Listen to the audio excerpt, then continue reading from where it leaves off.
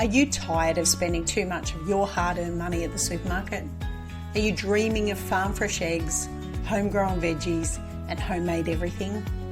Well, welcome to Ditch the Store, where we break free from supermarket dependence and take back control of our food and household essentials. I'm CJ, and I'm here to show you that life is too short for store-bought eggs. So let's get started.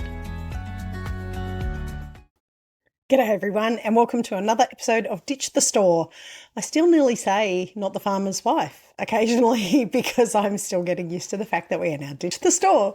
And speaking of not the farmer's wife, if you are interested in any kind of farmy or chicken or goat or cow or bee kind of shirts, t-shirts, printed t-shirts, pop along to www.notthefarmerswife, or one word, .com, and you will be able to check out our store. We have rebranded and reopened, and it is going gangbusters. I have got over 100, no, just on 100 t-shirts now on there.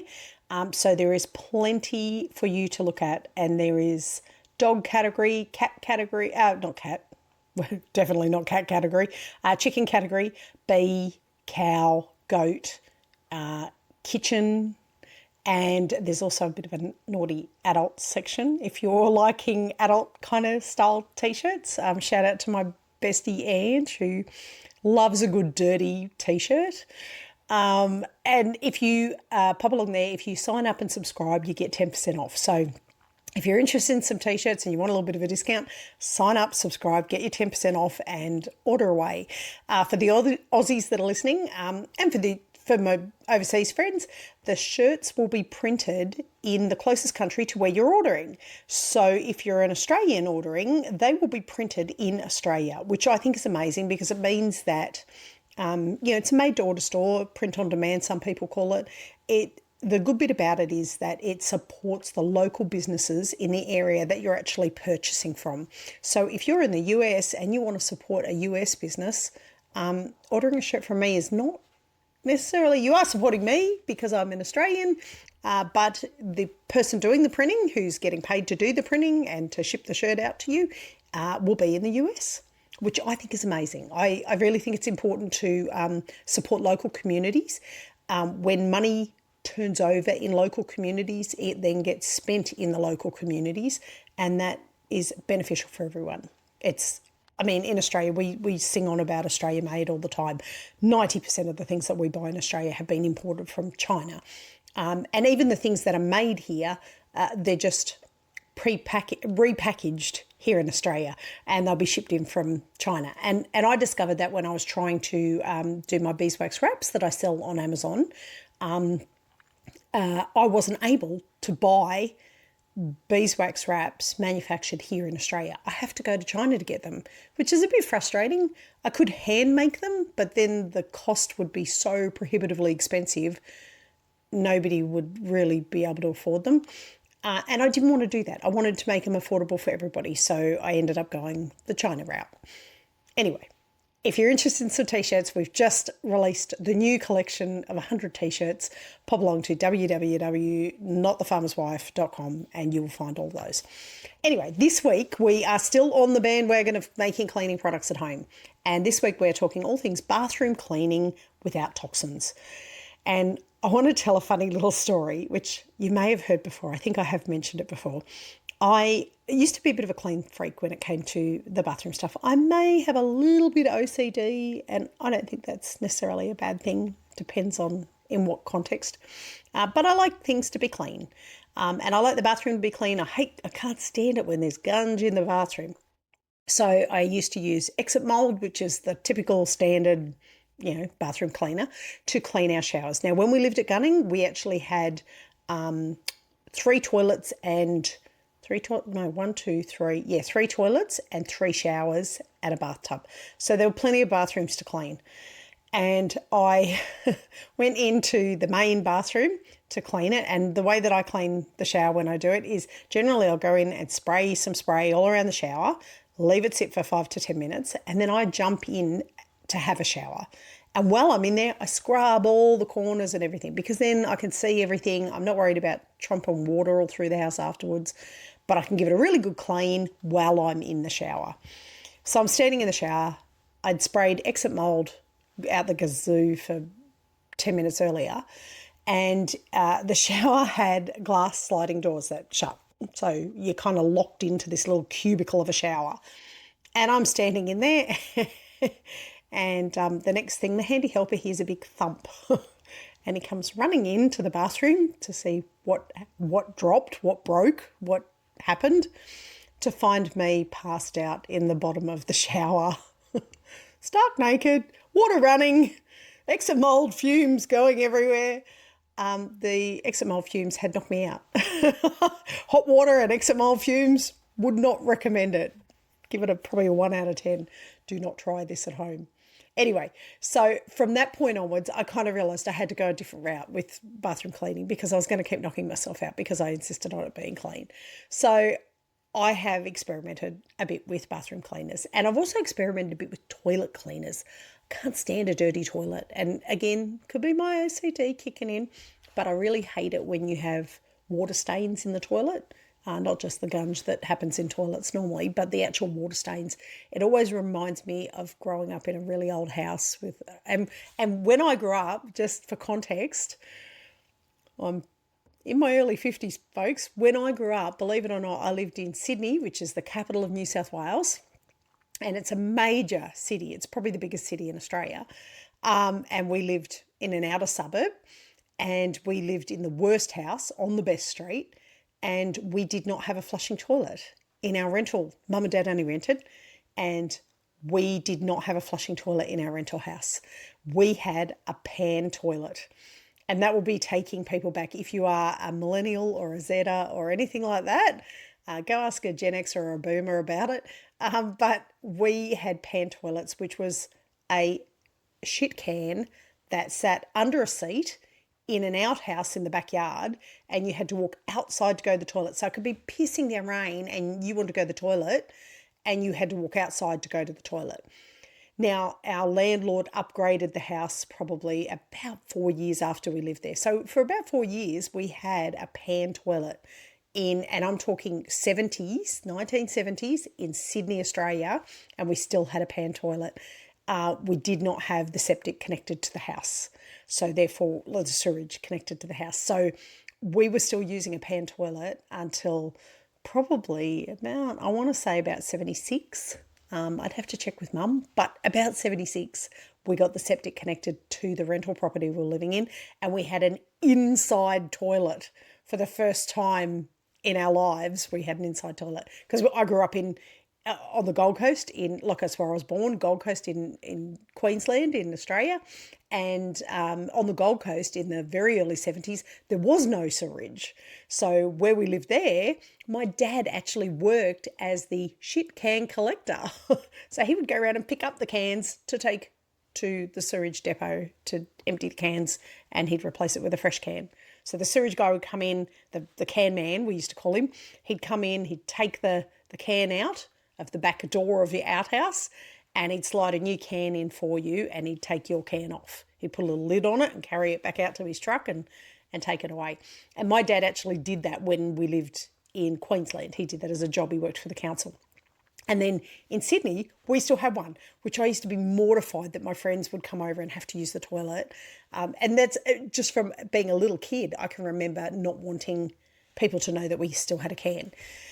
So when we got the septic on, the sewage on, it was awesome because it felt like we were like everybody else. We lived like everybody else. But maybe that's why I have this insane OCD about toilets being clean and things like that. And then we moved up to our big property, as a early teenager. I think Mum and Dad bought it when I was 7, and we used to go up there on holidays all the time. We only had a can up there. We didn't have sewage on. They still, when I left there, we still didn't have sewage on. We were 55 k's from the nearest town, and there was no running water. There was no sewage. You had to deal with all those things yourself. Now, I'm off grid here myself now, but we have running water. We have a tank that sits up on the hill that we pump water up to, and we use that for washing, drinking, showering, toilet, everything. And we have a septic, so we don't empty a can. Although I'd be happy to go back to, now that I'm older, I'd be happy to go back to one of those. They're like internal flame kind of toilets that burn everything to a pulp. I'd be happy to go back to one of those because I think it's definitely more environmentally friendly. But at the moment, we are on a septic here, so we have a septic tank that sits outside down the paddock.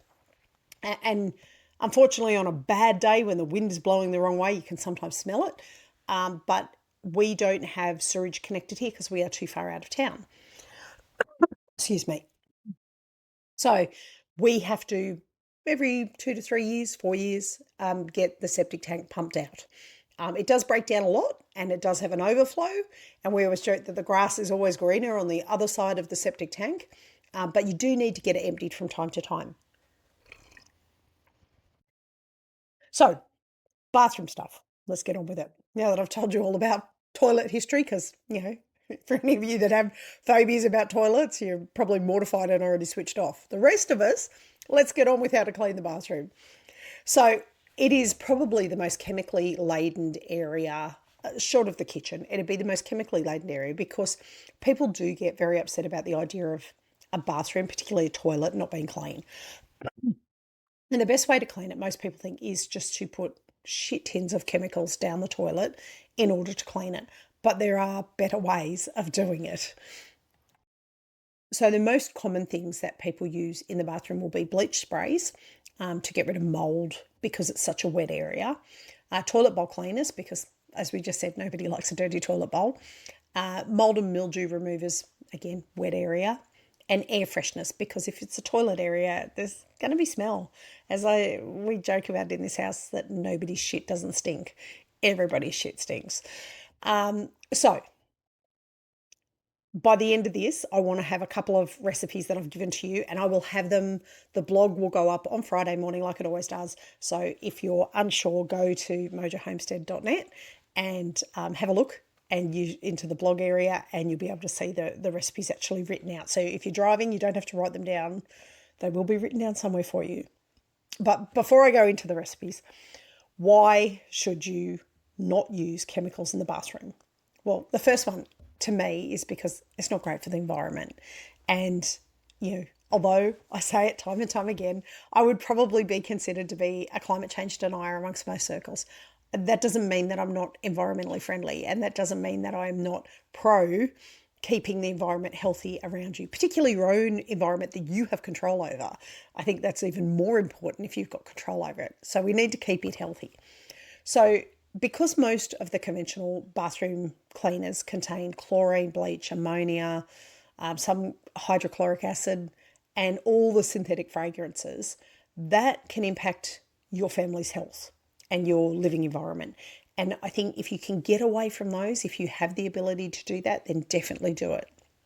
The main reason is, and there are studies to prove it, I've got some links that I'll put in the blog, that all those chemicals can be triggers for asthma, eczema, so any kind of lung issue, any kind of skin issue, it can automatically trigger those things in some people.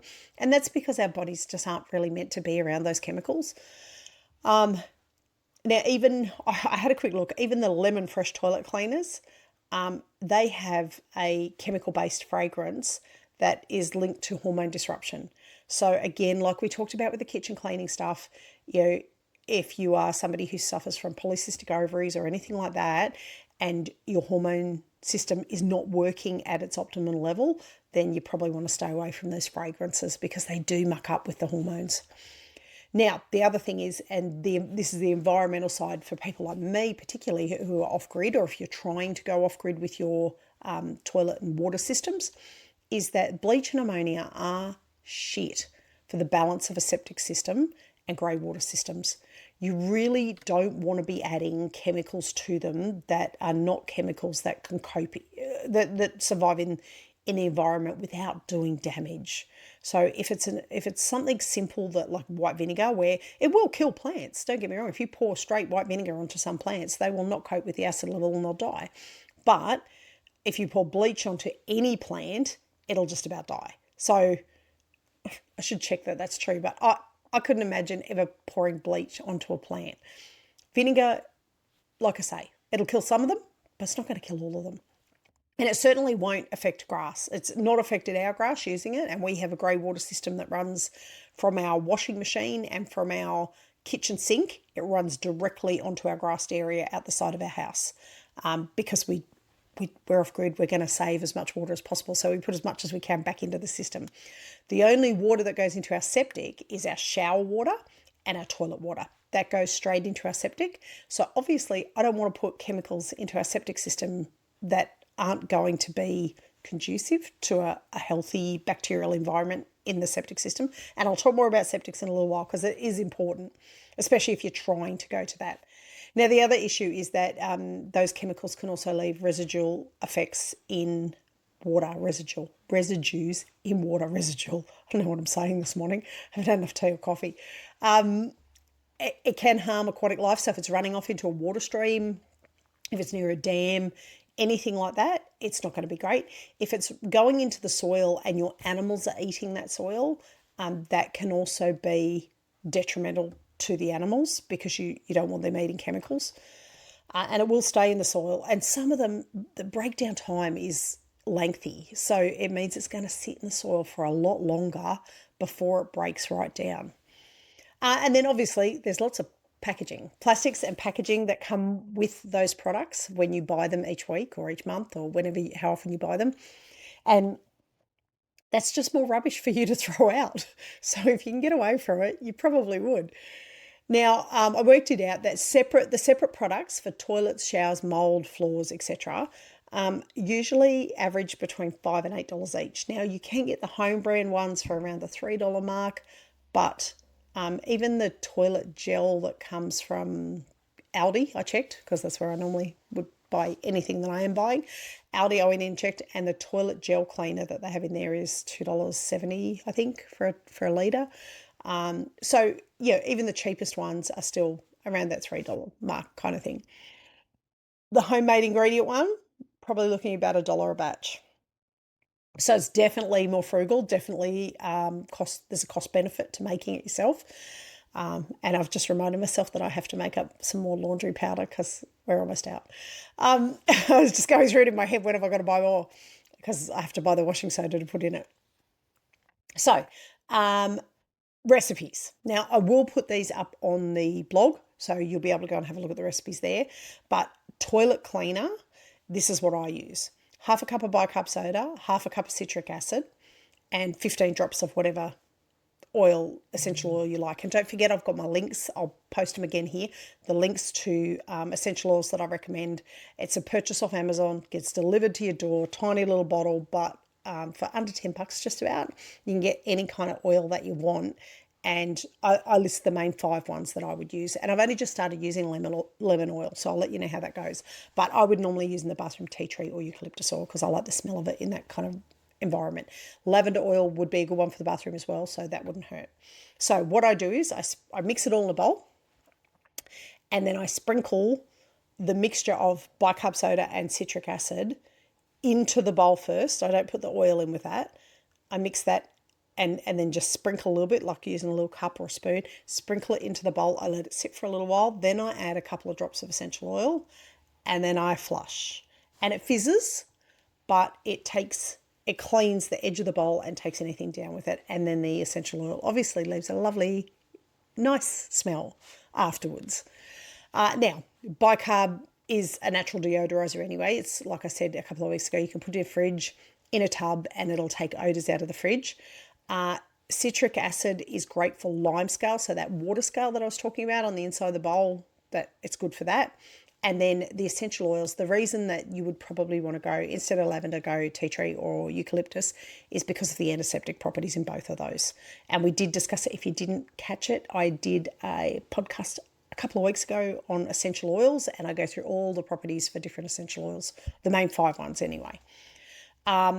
Now, the thing is, you can pre-mix the dry ingredients and keep it in a jar under the sink and just have it there ready to go. And then just obviously use your essential oil on top of it. And that's the thing, you can chop and change. You can go tea tree oil 1 week, eucalyptus oil the next week, lavender oil the next week.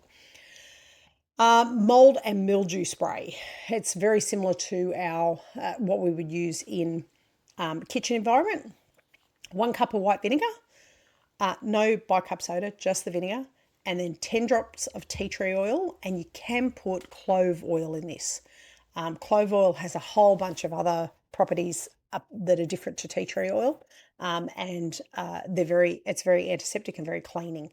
So I can remember my mum using clove oil on my tooth. If I had a toothache, she would put a couple of drops of clove oil, and the smell was nauseating, but it would work. It would numb the tooth.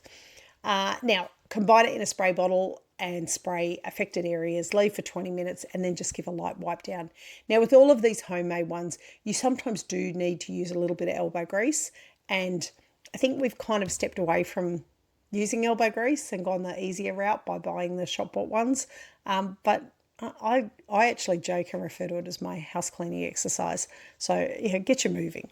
Now, vinegar obviously kills spores. The clove oil prevents regrowth of the spores, so it actually is like a blanketing agent where it stops them from coming back. And the tea tree oil obviously has the antibacterial, antifungal punch to it. Now, if you are using this on tiles or grout, do a spot test first. Depending on what your tiles are made of, vinegar is very acidic and it can impact your tiles. If you've got old tiles or the porcelain tiles, you're probably going to be fine. Slate or like marble tiles, things like that, vinegar's not always going to work on that. Sometimes you have to stick with your marble and slate cleaners for those kinds of things. But give it a little test in a corner. If it makes no difference to the colour or the texture of the tile, then you should be good to go. You can always water it down and say like 1 cup of vinegar to 1 cup of water plus the essential oils if you're really worried that it's going to impact your tiles. Tile and grout scrub. Now this one I love.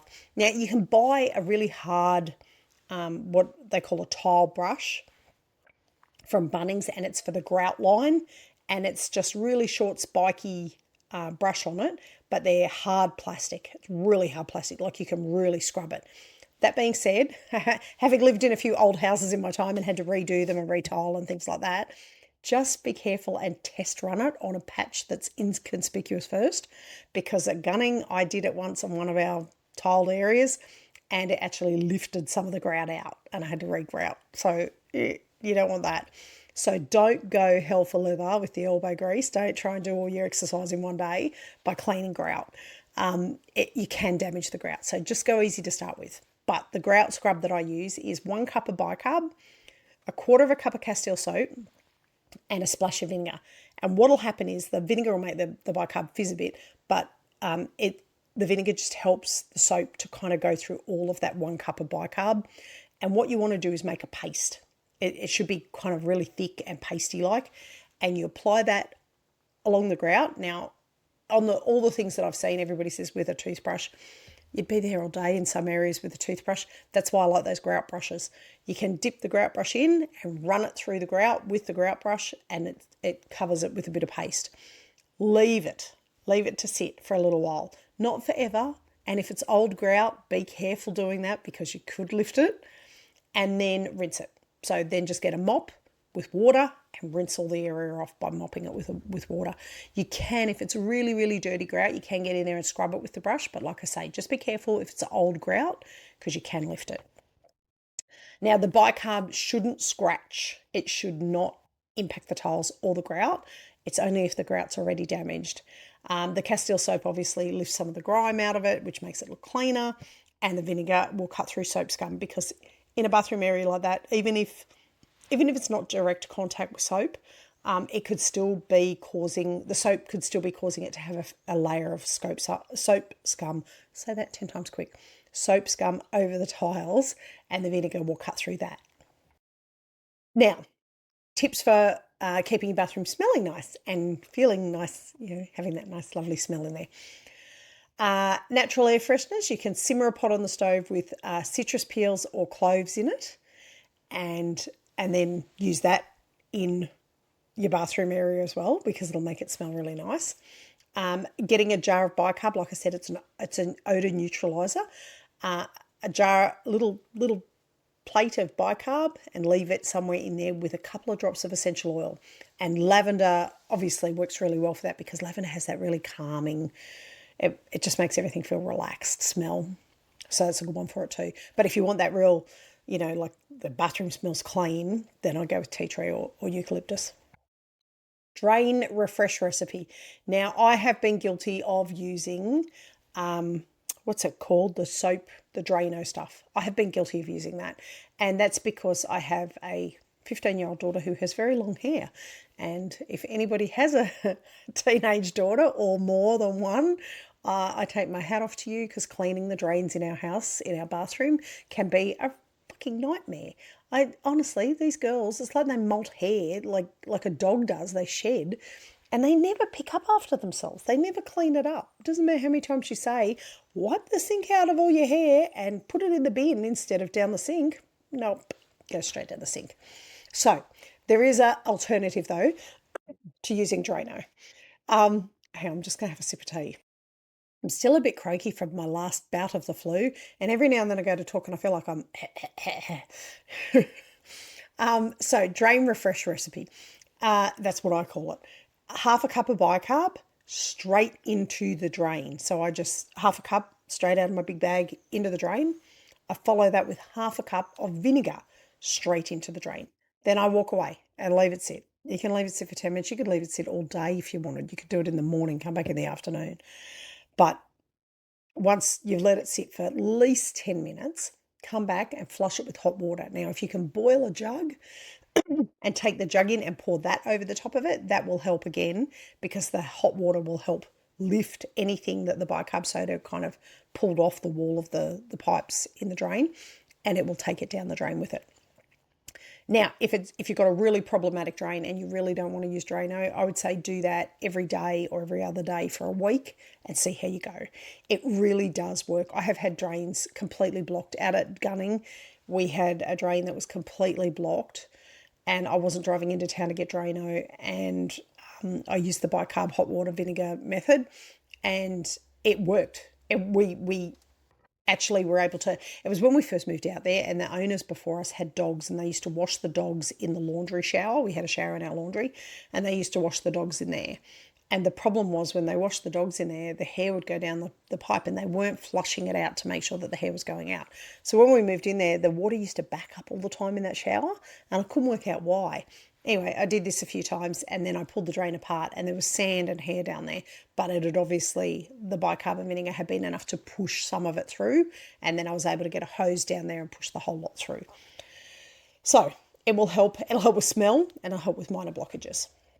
Major blockages, you may have to go the Drano route, or do what I did out at Gunning, stick a hose down there, which I've done before. Stick a hose down and take the plug out of the sink, the actual metal bit that sits in there, and feed a hose down and turn it on.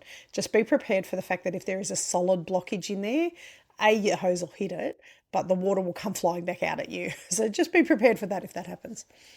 Now, the main things that you want to think about too is, instead of having to clean the bathroom all the time because of mould and mildew and damp and things like that, is how to prevent the damp happening in the first place, because those kind of moulds and mildews will only grow in a really damp environment. So if your exhaust fan in your bathroom is not functioning well enough, it's not sucking the moisture out of the air when you're in the shower, maybe have a look at that, see if it needs rehashing, see if it needs cleaning, see if the filter, we've got a filter on the outside of ours that has to be washed probably every 6 months. Otherwise it just gets dusty, because we're in a dusty environment out here anyway. It gets dusty, and then it just, the exhaust fan just doesn't work as well. If I clean it every 6 months, the exhaust fan works great. We don't end up with so much moisture in the room. And the other thing is, with the shower walls, and I'm going to talk next week about glass and shower glass screen cleaners and things like that. But with showers, what I find is I try and give it a rinse out while I'm in there, so it never really builds up to that kind of putrid level, kind of, yeah, because I do have 2 teenage kids, so everything in my house feels like it's putrid most days. Now, I did want to talk about harsh chemicals and septic and greywater systems, and that's because I know a lot of people that listen to the podcast are interested in either going off grid, or they're already off grid, or they might have a cabin out in the bush that they live in that's off grid, and therefore they don't have a sewage connection. They are on septic or greywater or pan toilets or whatever they're using. So there's a couple of things that you need to think about. And one of the things is with a septic system, and people used to know this, and because we now have everybody has sewage connected, people don't think about it like this, but the septic system is actually an ecosystem of its own. And the way that it works, the way that it breaks down. So you've got, the gross, we're going to talk about the gross stuff. So if you don't want to hear about shit and piss, then switch off now. When waste goes into the septic system, you've got your feces, you've got your urine, and you've got your water that's flushed everything down the toilet. When it goes into that septic system, there is bacteria that breeds and lives in the septic system. Now, you can add extra bacteria to your septic system if you think it's out of balance. You can actually purchase it's like a liquid stuff that goes in there, and it promotes that healthy bacteria. Now, the healthy bacteria, because not all bacteria is bad, the healthy bacteria is bacteria that breaks down the solid matter partially using the liquid that's in there, but the bacteria eats the solid matter and turns all the waste into a more liquid version. Now, the way that most septics work, and certainly the way ours does, is we have 2 tanks. And so it goes into the main tank. It sits in the main tank. And the idea is sitting in the main tank, that the bacteria is doing its job. It's working on it. It's breaking it down. When it becomes really, really liquidy, it goes into an overflow pipe into the second tank, and it sits there. And the bacteria, again, does its thing, makes sure all the solids are gone. And then from that tank, there's an overflow that goes out in underground. And when it comes out underground, we always laugh about it because the cows and horses love that patch of grass on the other side of the septic tank where the overflow runs out. That's the grass that they want to eat because it's really lush green grass. And not surprisingly, because it's been supported by human manure, essentially. So the grass is really, really beautiful. But that septic system, the way that septic works, if you are adding chemicals into that septic system, you essentially are going to kill the bacteria that's living in the septic. And you really don't want to do that because that bacteria has a really important job to do and it's very good at doing it. So you don't want to kill it. If the bacteria is not doing its job, you will find that the septic fills up quicker, it doesn't break down, it can get clogged. And we have had this problem. We've had it where it got clogged and we had to get somebody out to pump it. And they come out and they pump and empty it. And then you put your bacteria back in and then start using the septic again and hope that there's enough bacteria in there. And it worked last time. It's been over 3 years since we had our septic pumped. And we loaded it up with the bacteria, liquid stuff that we put in, and started using the septic again. And we've not had a problem with clogging since then. Now, the other thing is that all the pipes and fittings, depending on what type of septic system you've got, a lot of the old school places used to be concrete septic system. And newer places, it's like a hard plastic that they use. If you go to the field days or the agricultural shows, you quite often see somebody advertising septic tanks for sale because people out in rural areas just don't have sewage connections. So the septic is made, it's like a very, very hard plastic. Obviously, it needs to be fairly unbreakable given what it's containing. And you want it to contain it and give it an opportunity to break down. Now, a lot of the newer septic ones will have different, they call them like internal tanks. So it'll have a different internal tank in it where the waste, as it breaks down, it filters through to the next stage. And then the next stage as it breaks down even more. And that just gives it that really good time frame to completely break down to liquid that comes out into the soil system as this really super rich. I mean, human manure is very rich in nutrients, like all manures, and it goes out into the soil and is great for the soil. If you're putting chemicals into that, you can damage the insides of the tanks as well as kill the bacteria. So you really don't want to be doing that. And the other thing is, depending on where you sit on the water table, so we're quite high here, so anything going into our soil system, I don't know how far the water table is down. We've got a bore over on our back paddock, and it's about, I think it's about 20 to 50 metres before you hit water on the groundwater table. But depending on how high you are and depending on how close you are to water systems, you can also be then putting chemicals into the soil that's running off into the water systems. So that can have an impact on your water ecosystems, your aquatic life, which you don't want. Now, what else did I have written here for septics? Because that's the stuff that I know about. Toxins can impact the way that the way that it filters out into the soil. It can stop the soil being as absorbent and allowing that liquid mass to go into the soil. And it also says that it adds up. So I did find a little research from a guy called the Septic Tank Guy, and even small amounts of liquid bleach or ammonia used on a regular basis can impact and damage the inside of your septic tank and the way that it functions. So they recommend using none of that kind of stuff in your septic tank. Now, what you can use in a septic tank, what is safe for a septic tank if you are thinking about going down that route and you live out of town? Gentle biodegradable products. So vinegar, baking soda, citric acid, Castile soap, and essential oils are all suitable for septic tanks, and they will not damage, they're septic friendly, they won't damage the bacteria that's in there, and they won't damage the ecosystem when it comes out as liquid. Harsh chemicals, obviously, they say no.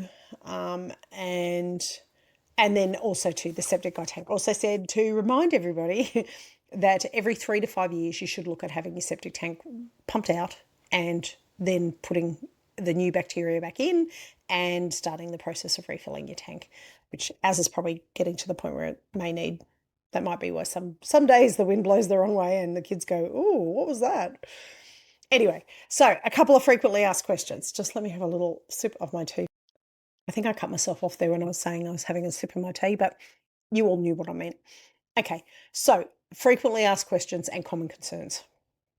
Will the vinegar damage my tiles? That's probably the most common one that I get. Natural stone, don't use vinegar. So slate, I would say slate. There is slate cleaner that you can buy, and while I'm never ever try and promote somebody going to the store and having to buy stuff that they can make at home, obviously, if you have a natural slate and you don't want to damage it, it's very expensive. I would, excuse me, use the slate cleaner. Same for marble cleaner. If you've got marble bench tops, I would not recommend using vinegar on those. But vinegar is absolutely safe on ceramic and most grouts. As I said, do a little test run, especially if it's a really old grout. But in most grouts, it's fine, and ceramic tiles, it will be fine. Is citric acid safe in septic systems? That was a question that I got as well. And yes, it is in the small quantities that you would use to clean your toilet in a household environment. If you were to tip a couple of kilos of citric acid into your septic system, probably going to kill the bacteria in there. So that recipe that I gave you for the toilet bowl cleaner, I would probably only use that once a week. But the amount that you're using in those small household amounts is going to be fine. It's not going to impact the bacteria, especially if the bacteria is already healthy in there. And do essential oils really kill germs? I got that one recently because I talked about the essential oils. Look, in a hospital setting where you have antibiotic resistant, staph infections and things like that, I'm not a nurse, but I know enough about it to know that in those types of environments, modern medicine was made for a reason. And while I am very much a proponent of using natural things where you can, I think there's also times where we have to accept the fact that we have the ability to make these amazing antibiotics and infection killers, and we should use them where they are needed. And I've had a antibiotic resistant staph infection years ago when I was 17. I had glandular fever and I had a stomach infection as a result of the glandular fever, and it was a staph infection. And I was on antibiotics for about 6 months. It was horrendous. It didn't do my health any favours, but it got rid of the staph infection. Under those kind of settings, I would say essential oils may not be the best alternative to use. I think you have to, when it's a serious infection like that, you need to look at modern medicine. But for household stuff where you are just cleaning tiles that your grotty kids use, or hubby comes in and hasn't washed his hands and touches everything, in those kinds of environments, the antibacterial, antifungal, antiseptic properties of essential oils are absolutely going to hit the spot. They're going to do exactly what you need them to do. So, and I don't think you should go super strong unless you have to. Start low And if it's working and keeping the house clean and nobody's getting sick, then clearly that's working. You don't need to go down the chemical route. Time and place for things. Essential oils in the home when nobody has a compromised immune or some major, antibiotic resistant infection, go for the essential oils. Obviously, if you are sick, you have a compromised immune, you have some long-term serious illness, then I would say speak to your doctor and get advice off your doctor over what is more appropriate for you in those circumstances. I feel like that's telling people to suck eggs, but it needs to be said sometimes so that people don't go, oh, well, this person I listened to on a podcast said just use essential oils. Don't if you're really, really sick. If you've got some kind of horrible illness that is causing infection to you and the rest of your family, don't. But yes, they absolutely have antibacterial, antifungal, antiseptic properties that can be used under normal circumstances. So that's it for this week. I think I made it almost in time. I didn't go over too far. Look, if you can try some of those products, try them. Have a go and see. Bicarb soda, I always do. It's just my go-to for everything. That's why I buy it in such big bags. But certainly cleaning the toilet with a bit of citric acid in there, getting rid of that lime scale, that is wonderful. I have tried, there's a brand over here in Australia called CLR, and it's supposed to be like a water scale cleaner. I have tried that. I tried it out at Gunning when we first moved out there because the bathrooms were so horrendous. And honestly, it didn't work that well. Like, it took forever to clean the shower head of all the rust and limescale that was trapped in the shower head. I think in the end I just replaced the shower head because it was easier, because it hadn't been cleaned in so long and it was just so hard to try and get on top of. But certainly from our perspective with Owen's asthma, my son OJ's asthma, his asthma has gone. He's 13 years old. He was diagnosed as asthmatic before he turned 2, and he had severe asthma for the first couple of years of his life. And as we have changed all these products that we use, and I'm not saying that that's what got rid of the asthma. We tried lots of different protocols. We did a teaspoon of honey every day from our hives, so local honey. He obviously has done everything he can. We try and avoid any smokers. Sorry, smokers. I'm an ex-smoker myself, so we try and avoid cigarette smoke smell. And he's quite vocal about it. If somebody smokes around him, he will say, can you please go and do that somewhere else because it irritates me. He's done all the right things, but I think everything that you can do to help try and get your kids off asthma medication is going to be good. Now, they did tell us he would likely grow out of it, but he stopped his asthma medication, God, he would have been 8 or 9 tops when he stopped his asthma medication, which even the doctor said that was way quicker than what they thought it would be. And that's probably corresponds with about the same amount of time that I haven't been using a lot of these chemicals. So you have to wonder whether it's a contributing factor.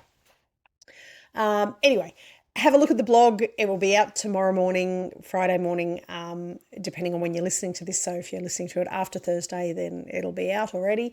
And if you do have a crack at using any of those cleaners that I have the recipes for, please tag me at Mojo Homestead to show me what you've done, because I will be your biggest cheerleader. You know that.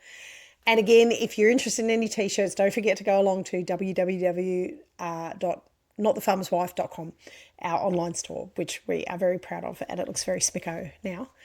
Anyway, that's it from me. Have an awesome week. I will speak to you all next week. It's all about glass cleaning, mirror cleaning, that kind of thing next week. So we'll talk all about that then. Thanks. Bye for now. Well, that's it for today's episode of Ditch the Store. If you're loving the journey to self-sufficiency, be sure to subscribe. You can also leave a review for us or share this episode with a friend who's ready to break up with their supermarket. If you've got questions or success stories, we'd love to hear about them on the socials. You can also find me at www.mojohomestead.net. Until next time, keep raising, growing and making. And remember, life's too short for store-bought eggs.